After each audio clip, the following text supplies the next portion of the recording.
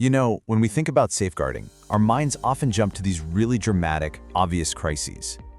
But what if the most important signs are actually the quietest ones? In this explainer, we're going to focus on a really crucial and often overlooked part of protecting apprentices. Those subtle, early warning signs that just tell you something isn't quite right. It's all about moving from reaction to prevention. So, here's what we're going to cover.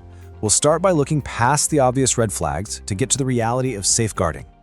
Then, we'll dive into a key skill called professional curiosity.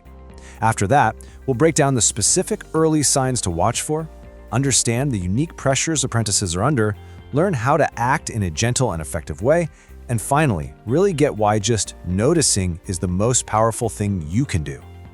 All right, first up, let's tackle some of the big myths around safeguarding. See, to be really effective at this, we have to shift our focus from those rare, big, dramatic events to the much more common, subtle signals that so often just fly under the radar. Just take a second and think about this. When I say the word safeguarding, what's the first image that pops into your head? Is it some loud, obvious crisis, or could it be something much, much quieter? The myth, and you see this in movies and TV all the time, is that safeguarding is about reacting to something huge, a visible injury, someone breaking down in tears. But the reality for people on the front line, it's almost always about noticing the small stuff.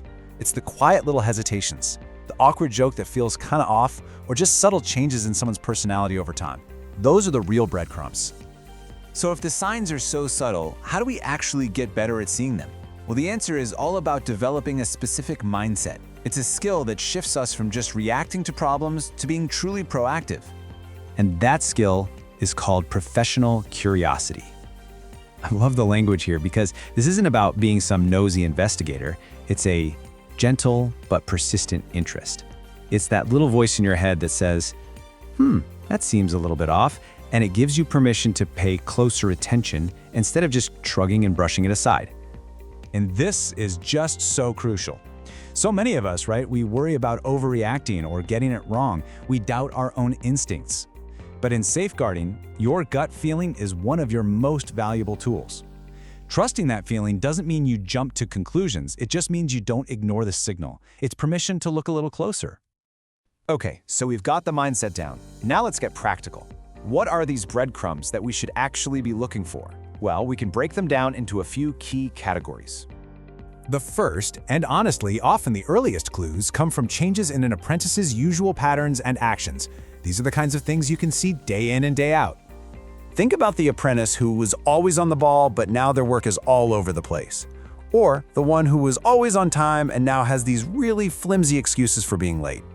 Maybe it's the person who was the life of the team and now they barely say a word. Look, a single one of these things isn't proof of anything, but a pattern? That is your signal to get professionally curious. Even something as small as suddenly avoiding meetings with one specific colleague, that's a piece of the puzzle worth noticing. Next up, let's talk about physical and emotional signs. And while our minds might jump straight to the physical stuff, honestly, it's the emotional signs that you're going to come across far, far more often. Of course, an unexplained injury with a story that doesn't add up is a huge red flag, but so is a really sudden, drastic change in weight, which can signal massive stress. And pay close attention to the words they use. Are they constantly saying sorry for tiny little things? Do they brush off your concerns by saying something like, "Oh, it's nothing, it's just me being sensitive"? That can be a huge tell, a way of downplaying something they don't feel safe enough to talk about. This quote just nails the whole idea, doesn't it? You're not waiting for a big confession.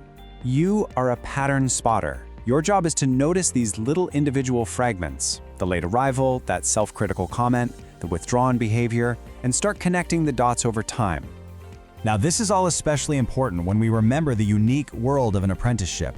It adds a whole bunch of extra layers and complexities to safeguarding. First off, you're only ever seeing a small piece of their life. They're living in two worlds, yours and their employers. Second, there's a huge power imbalance. They're often young, they're new to the working world, and they're absolutely terrified that raising a concern could cost them their job. And finally, there's this gratitude culture. They feel like they owe their employer for the chance, which can make them downplay or even excuse really poor treatment. And this is where we have to learn to kind of read between the lines.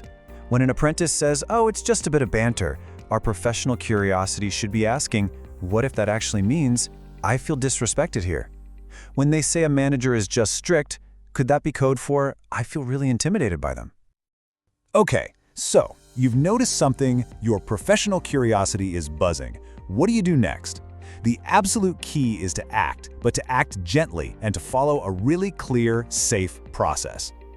This is so important. Direct yes or no questions can shut a conversation down before it even starts. Are you being bullied? It's just too easy to say no to. But an open, inviting question like, tell me what your week's been like, or you seem a bit weighed down, what's been on your mind? That creates a safe space. It doesn't accuse, it invites. It gives them the control. And the process itself, it's wonderfully simple. It's just 3 steps. First, you notice the signs, connecting those fragments we talked about. Second, you record what you've seen, just the facts, no guesswork. And third, you hand it over to your designated safeguarding lead. And that's it. And I'm going to say this again because it's so important it's worth repeating. This should feel like a huge relief. You are not expected to be a detective. You're not a counselor. You're not a solver of problems. Your responsibility is to be a good observer and a safe person to pass information to. You notice and you pass it on. That's the role, and it is absolutely vital. So let's bring all of this together. Why is this focus on subtle signs and professional curiosity so incredibly important? Well, it all comes down to the amazing power of prevention. This is the ultimate goal. When you get good at this, you're not just responding to a crisis after the damage has already been done, you are stepping in early. You're preventing harm before it gets worse, and even more than that, you're helping to build a culture where apprentices know someone is looking out for them, where they feel seen not just as a worker, but as a whole person. And that is what real safeguarding is all about. So, I'll leave you with this final thought. Based on everything we've just talked about, think about the learners you work with every single day. Who might be showing you those fragments we discussed? Who in your world needs you to be just a little more curious, a little more attentive? Who needs to be seen today?